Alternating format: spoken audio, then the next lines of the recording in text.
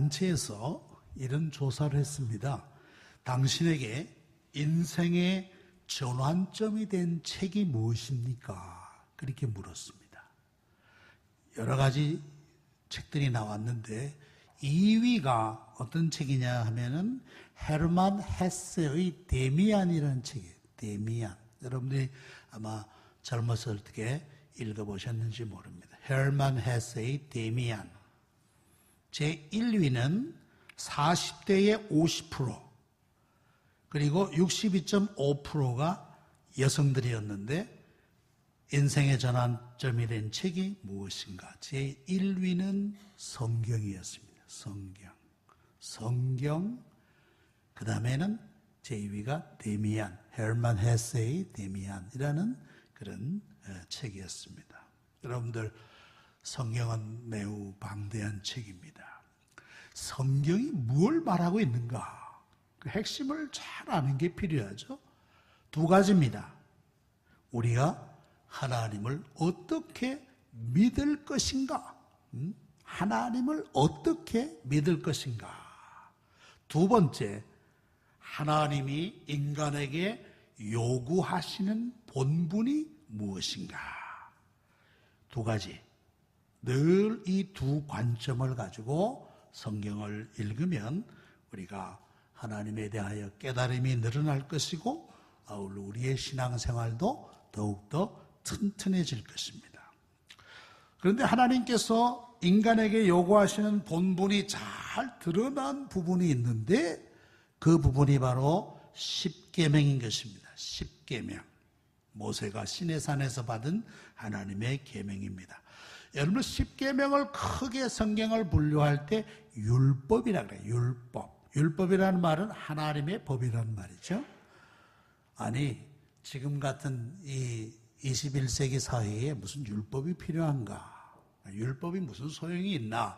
하고 반문하시는 분이 있을 것입니다. 그러나 율법은 중요합니다. 첫째로, 율법은 죄를 깨닫게 한다. 죄를 깨닫게 한다. 오늘 말씀, 내 부모를 공경하라. 하나님의 말씀이 내 부모를 공경하라. 과연 우리가 부모를 공경하고 있는가? 그렇지 못하구나. 죄를 깨닫는 거예요. 그래서 율법은 거울과 같다라고 말씀할 수 있습니다. 두 번째, 율법은 사회적 용도가 있다는 겁니다. 사회적 용도. 여러분들, 율법은 모든 사람들 마음 가운데 기본적으로 심겨져 있는 도덕률이라고도 말할 수 있습니다. 도덕률. 모든 인간들 마음속에 심겨진 겁니다. 인간은 누구나 이런 마음이 있어요. 그래서 예를 들어 남의 물건을 훔친 사람은 그 마음이 평안하지 못합니다. 그 마음이 늘 불안합니다. 경찰만 봐도 아마 마음이 떨릴 겁니다. 왜? 이것은 누가 가르쳐 준 거 아니에요. 우리 마음에 심겨진 도덕률이라는 거예요. 도덕률. 율법은 큰 의미에서 이런 의미도 있다는 것입니다. 만약에 인간에게 이 도덕률마저 없다면 이 사회는 어떻게 사회가 되겠습니까? 이 사회는 그야말로 약육강식의 사회가 되어버리고 말 겁니다. 약자는 약자대로 무너져버리고 강한 사람들만 일어서는 그런 약육강식의 사회가 될 거예요. 그런데 하나님이 우리에게 이러한 도덕률을 주셔서 그래도 이만큼 이 사회가 유지될 수 있게 한다. 세 번째, 율법은 성도들에게 삶의 기준이 된다는 거예요. 삶의 기준. 여러분 학교 다닐 때 줄 설 때 기준 중심으로 쫙 줄을 서야 똑바로 줄을 유지할 수 있지 않습니까? 기준, 삶의 기준. 성도의 삶의 기준이 바로 율법이라고 볼 수 있어요. 그러니까 율법을 결코 소홀히 할 수 없는데, 자, 율법 가운데 이 십계명이 우리의 삶의 기준이 되는데, 우리 십계명은 크게 두 부분으로 나눕니다. 하나님 사랑해요. 1계명부터 4계명까지는 하나님 사랑. 하나님을 사랑하는 사람은 오직 하나님만 섬깁니다. 하나님만을 사랑하는 사람은 우상 만들지 않습니다. 하나님을 사랑하는 사람은 하나님의 이름을 욕되게 하지 않습니다. 부모의 이름을 욕되게 부르는 사람이 있다면 그 사람은 정신 나간 사람이죠. 부모의 이름을 막 함부로 부르고 부모의 이름을 막 욕하고 그건 아주 인간 이하의 사람이죠. 그리고 안식일을 기억하여 거룩하게 지키라. 주일을 거룩하게 지키라. 하나님의 날을 지키라는 그런 말이에요. 오늘이 주일이 바로 그런 날이에요. 이게 다 뭐예요? 하나님 사랑, 마음과 뜻과 정성을 다하여 힘을 다하여 하나님을 사랑하는 거예요. 두 번째가 뭡니까? 이웃사랑입니다. 이웃사랑. 내 부모를 공경해라. 살인하지 말라. 간음하지 말라. 도둑질하지 말라. 거짓 증거하지 말라. 이웃의 것 탐내지 말라. 이게 다 이웃사랑의 가운데 나타나는 것들이라고 볼 수 있는데, 이웃사랑 가운데 제일 첫 번째 나오는 부분이 뭡니까? 내 부모를 공경하라는 거예요. 내 부모를 공경하라. 그래서 저는 하나님 다음은, 오늘 설교 제목 그랬죠. 하나님 다음은 누구라고요? 부모다. 하나님 사랑 다음은 부모 공경이다. 예? 하나님 사랑 다음은 부모 공경이다. 저는 그렇게 감히 강조하는 것입니다. 우리가 수요일마다 함께 공부하고 있는 하이델베르크 요리문답 제104문에서 이런 질문을 하고 있습니다. 제104문에서 제5계명에서는 하나님이 원하시는 것이 무엇입니까? 그렇게 질문합니다. 하나님이 원하시는, 이 제5계명을 통해서 하나님이 원하시는 것이 무엇입니까? 답이 이렇습니다. 나의 부모님, 그리고 내 위에 있는 모든 권위에 대한 모든 공경과 사랑과 신실함을 나타내고 그들의 모든 좋은 가르침과 징계에 대해 합당한 순종을 하며 또한 그들의 약점과 부족에 대해서는 인내해야 합니다. 왜냐하면 그들의 손을 통해 우리를 다스리시는 것이 하나님의 뜻이기 때문입니다. 부모를 통해서 자녀를 양육하고 다스리고 하는 모든 것이 하나님의 뜻이기 때문이라고 하는 말씀이에요. 자, 이것을 볼 때 제5계명은 부모 공경을 넘어서서 권위의 문제라고도 볼 수 있습니다. 권위의 문제. 여러분들, 이 사회, 이 시대 정신은 뭐냐? 모든 권위를 사절하는 거예요. 모든 권위의 사절. 부모의 권위, no. 선생의 권위, no. 정부의 권위, no. 교수의 권위, no. 모든 권위의 사절. 나는 나대로의 인권과 나는 나대로의 인격성이다. 나 타치하지 마라. 이 시대 정신이, 이 시대의 정신. 모든 권위를 사절하는. 그래서 권위적이다 하면 뭐로 연결하느냐? 권력적이다. 권위는 곧 권력으로 이렇게 이퀄 매깁니다. 그래서 권위하면 권력을 가지고 갑질하는 것으로 그렇게 오해하는 경향이 많다는 말씀입니다. 여러분, 그러나 권위와 권력은 다릅니다. 권위가 뭡니까? 권위는 그야말로 하나님께서 위에서 허락하여 주신 위치와 힘이라고 말씀하셨어요. 그게 권위예요, 권위. 부모의 권위, 부모가 잘나서, 부모가 뭐 많이 배워서, 부모가 훌륭해서 권위가 있습니까? 하나님이 그 가정의 권위자로 부모를 세운 거예요. 그래서 부모에게 순종하라는 게, 부모에게 복종하라는 것이에요. 여러분들, 하나님께서 한 나라를 다스릴 때 하나님이 직접 다스리는 것이 아니고 대신 권위를 세우셨습니다. 그 권위자가 누구냐 하면 국민들의 투표를 통하여 세운 대통령인 것입니다. 대통령을 통해서 하나님 권위를 가지고 이 나라를 다스려 간다라는 말씀입니다. 그러므로 대통령을 조롱한다든지 욕한다든지 저주한다든지 하는 것은 곧 그를 세우신 하나님을 조롱하고 모독하는 것과 같다라고 말씀할 수 있는 것입니다. 이처럼 하나님께서는 이 땅에 자기를 대신하여 세우신 가장 첫 번째 권위가 누구냐? 부모라는 말씀. 부모. 하나님을, 이 땅에서 하나님을 대신한 가장 첫 권위자가 부모다. 더 나아가서는 연세가 높은 어르신, 즉 연장자 혹은 우리의 상사, 이런 분들이 우리의 권위자라고 말씀할 수 있는 것입니다. 그래서 레위기 19장 32절에 보면 너는 센 머리 앞에서 일어서고 노인의 얼굴을 공경하며 내 하나님을 경외하라. 나는 여호와니라. 그렇게 말씀하고 있습니다. 우리 한번 같이 읽어보겠습니다. 시작.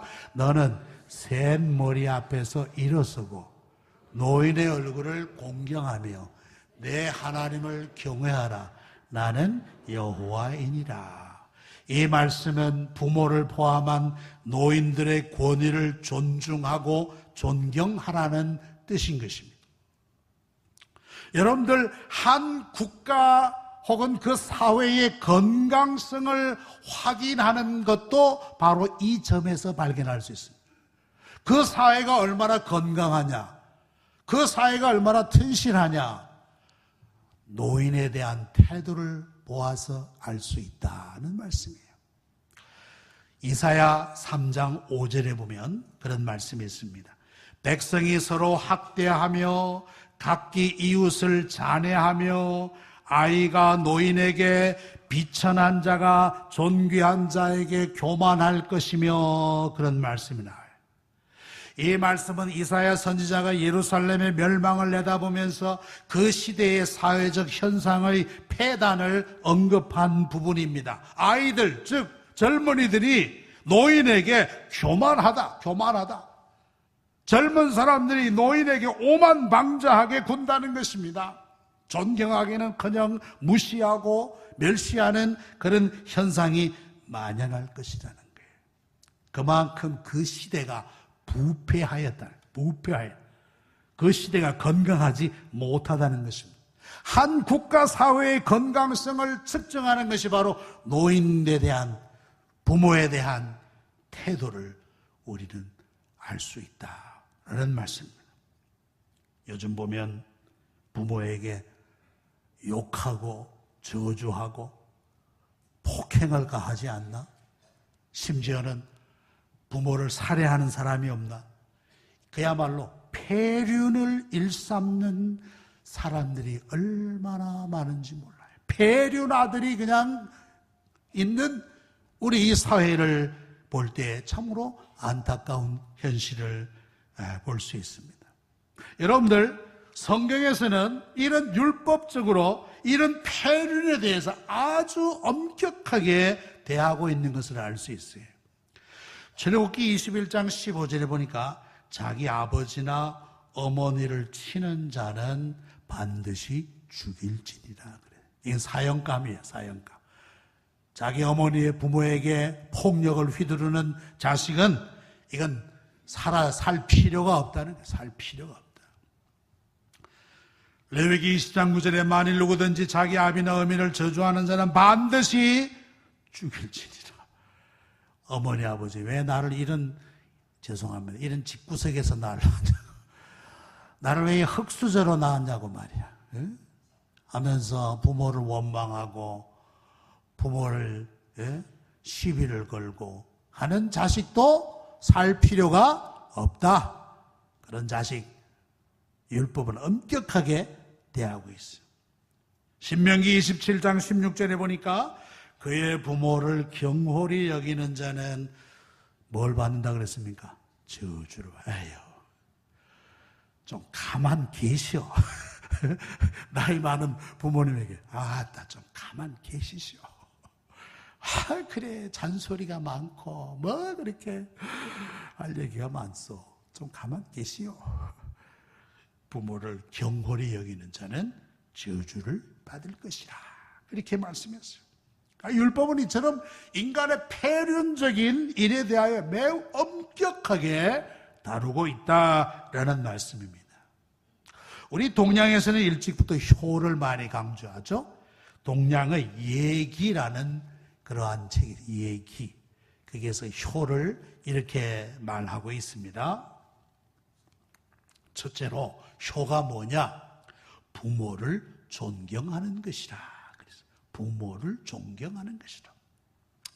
비록 부모가 세상적으로 부족하고 많이 배우지 못하고 많이 가지지 못한 분이라 할지라도 부모를 존경하라는 것입니다.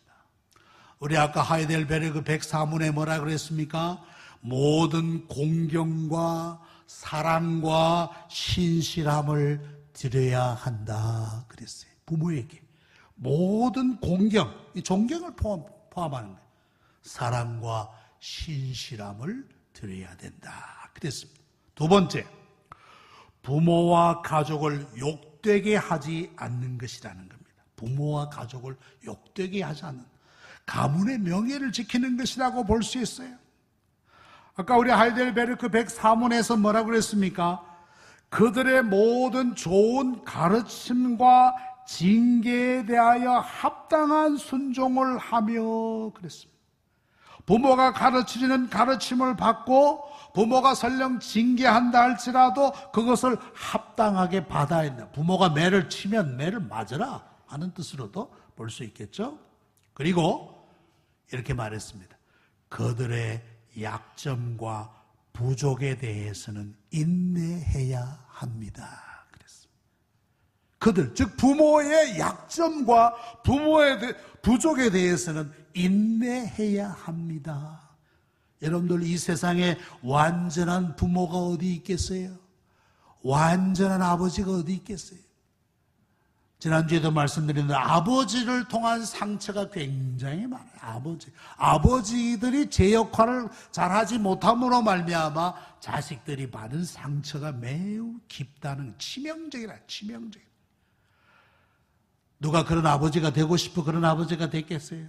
살기가 힘들고 어렵고 그러다 보니 그런 상황이 되지 않았겠어요? 이 세상에 완전한 부모가 어디 있겠어요? 나도 불완전한 것처럼 우리 부모도 역시 불완전하다. 여러분들 고부간의 갈등도 그렇지 않습니까? 부모님의 약점과 부족이 없는 사람이 누가 있겠어요? 다 약점이 있어요. 다 부족이 있어요. 그들의 약점과 부족에 대해서는 인내해야 한다 그랬어요. 인내해야 한다. 참아야 한다는 거예요. 참아야 한다. 그것이 하나님의 뜻이라는 거예요. 하나님의 뜻. 에이, 나 이런 부모님 싫어. 나는 이런 어머니 싫어. 그게 아니에요. 인내해야. 끝까지 인내하는 것. 이것이 하나님의 뜻이라는 거예요. 하나님의 뜻. 젊은 사람들이 그 인내하지 못해서 여러 가지 문제들이 많은 것으로 생각되어집니다. 부모와 가족을 욕되게 하지 않는 것입니다. 세 번째, 부모에게 좋은 음식, 의복, 따뜻한 밥을 해드려 평안히 모시는 것이라 그랬어요. 성경에 보면 룻이 모압 여인으로서 홀 시어머니를 함께 예루살렘으로 돌아옵니다. 그는 놀지 않고 바로 남의 밭에 나가서 이삭을 주워다가 그것으로 밥을 해드려서 시어머니를 잘 복양하지 않습니까? 룻이 그랬어요. 고생하다가 룻은 보아스를 만납니다. 그 지방의 아주 거부 보아스를 만나고 나중에는 다윗의 정조모가 되는 그런 놀라운 축복을 누리지 않습니까? 부모님에게 좋은 음식, 좋은 의복, 따뜻한 밥을 해드려 편안히 모시는 것이 예기에서 말하는 효라는 거예요. 효. 딸네 집엔 자유롭게 가도 아들네 집엔 자유롭게 못 간다 그럽니다. 예? 아들네 집에는 자유롭게 못 간대요. 저는 걱정이 아들만 있었어. 예? 여러분, 그러면 되겠습니까? 아들 내 집이고 딸 내 집이고 자유롭게 가야지, 자유롭게. 그래, 부모님이 오시면 환영하고, 제가 비록 요리 솜씨가 없지만 제가 따뜻한 밥을 지어서, 따뜻하게 밥을 지어서 드릴 테니까 꼭 잡수고 가세요. 저녁 때쯤 오니까 며느리가, 아이고 지금 몇 시인데 오셨노? 지금 몇 시인데 오셨노? 그럼 되겠어요? 예?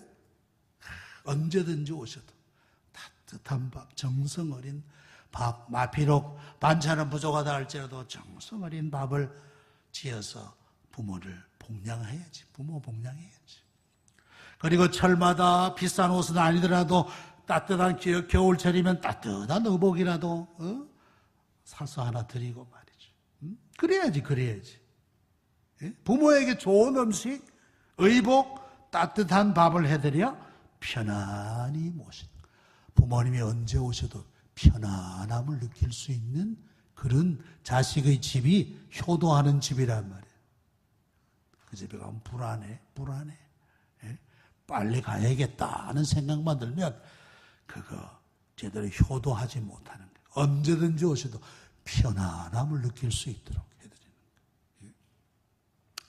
아울러 부모된 자들의 책임이 있죠. 에베소서 6장 4절에 보니까 아비들아 너희 자녀를 노엽게 하지 말고 오직 주의 교양과 훈계로 양육하라 그랬어요.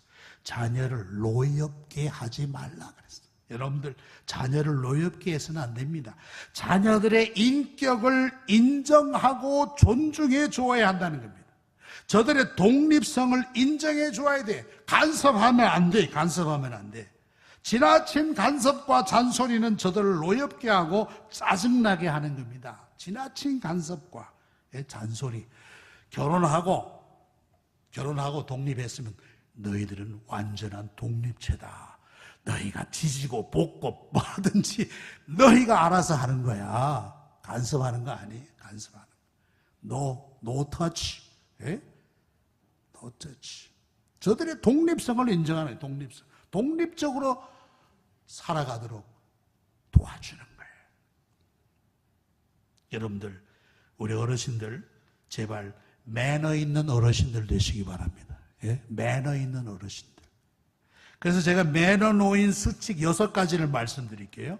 매너 노인 수칙 6가지.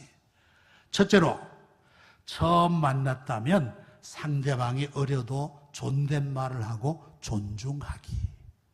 처음 만난 아이라면 비록 초등학생이라도 야, 너 어디 사냐? 그러지 말라는 거예요. 어디 살지요? 처음 만났을 때 어려도 존댓말을 하고 존중하라는 거예요. 존중하라. 두 번째, 양보받으면 고맙다고 인사하기. 자리를 양보해주면 고맙구나, 고맙습니다. 지하철에서 자리를 양보하면 아이고 젊은이 피곤할 텐데 이렇게 자리를 양보해줘. 고마워요. 너무 고마워. 고맙다고 인사하기. 세 번째, 대중교통 이용할 때 다른 사람 밀치거나 새치게 하지 않기. 그런 얌체짓 하지 말란 말이야. 특별히 믿는 사람들은 지하철 타고 있다가 아이 권사님 자리 났어 이리 와. 아이고 이 집사이 여기 자리 나서 빨리 와. 그러지 맙시다. 자리 나면 그냥 가만히 있으세요. 알아서 오도록. 네 번째, 함부로 훈계하지 않기. 함부로. 처음 보는 사람에게 이래라 저래라 이렇다 저렇다 너 그 옷이 그게 뭐냐? 그렇지 않아. 함부로 훈계하지 않기. 다섯 번째, 깔끔한 차림으로 외출하고 채취에도 신경 쓰기. 깔끔한 차림으로 외출할 땐 제일 깔끔하게 입으시고 채취 냄새 나지 않도록 목욕도 자주 하고 내의도 자주 갈아입고 깨끗하게 그렇게 신경을 써야 된단 말이에요. 여섯 번째, 존경받고 싶다면 상대방을 먼저 배려하기. 내가 존경받는 것만큼 싶은 만큼 나도 상대방을 배려해 주는 거예요. 그게 매너 있는 어르신, 매너 있는 어르신. 우리 영광교회 어르신들은 바로 이런 매너 있는 노인들이 다 되시기 바랍니다. 예. 마지막으로 주의 교양과 훈계로 양육해야 됩니다. 여러분들 밀레가 그린 만종이라는 그림 잘 아시죠? 만종, 화가 밀레가 그린 그림입니다. 참 평화롭습니다. 저 지평선 끝에 예배당에서 들리는 종소리에 맞춰서 일하다 말고 두 부부가 기도하는 아주 경건한 노동을 중요시하는 그런 아름다운 그림이에요. 밀레, 화가 밀레가 그린 거예요. 밀레가 파리로 그림 공부하러 떠날 때 할머니가 그에게 다음과 같이 일러주었다 그럽니다. 밀레야, 나는 내가 하나님의 뜻을 어긴다든지 믿음을 버리는 것을 보기보다는 차라리 죽는 것이 나을 것이다. 너는 화가가 되기 전에 참된 크리스찬이 되어라. 그릇던 일에 떨어지지 않도록 조심하여라. 그림을 그릴 때에는 영원을 위해서 그릴 것이며, 저는 이것이 참 인상적인 말이거든요. 그림을 그릴 때 영원을 위해서 그리라. 하나님의 심판의 나팔 소리가 들려올 것을 언제나 생각하고 살아야 된다. 밀레의 그림을 보면 다 자연의 아름다움, 노동의 아름다움, 어린아이들, 그런 작품들이 많이 있어요. 그의 신앙이 이런 작품들을 만들어냈다라고 볼 수 있습니다. 말씀을 맺습니다. 오늘 어버이 주일을 맞이하면서 어버이를 바르게 공경하도록 힘쓰시기 바랍니다. 독일 속담에 이런 말이 있어요. 한 아버지는 열 아들을 기를 수 있으나 열 아들은 한 아버지를 복양하기 어렵다. 그게 뭐예요? 효도하는 사람이 적다는 거예요. 한 아버지는 열 아들을 키울 수 있지만은 열 아들은 한 아버지 복양하기 어렵다. 그만큼 효도하는 사람이 적다라는 뜻으로도 볼 수 있습니다. 주 안에서 부모에게 효성을 다하고 또 주의 교양과 훈계를 잘 양육해서 우리의 가정들이 건강한 가정들이 다 되시기를 축원합니다. 예, 기도하십시다. 거룩하신 하나님 아버지, 우리들에게 어버이를 허락하여 주심을 감사하옵나이다. 부모님의 사랑과 은덕을 잊지 않게 하시고 그의 권위를 인정하게 하여 주시옵소서. 우리 부모님들을 지켜주시고 강건케 하여 주시옵소서. 우리의 자녀들이 부모를 공경을 하나님 다음으로 잘 할 수 있도록 믿음을 더하여 주시옵소서. 예수님의 이름으로 기도하옵나이다. 아멘.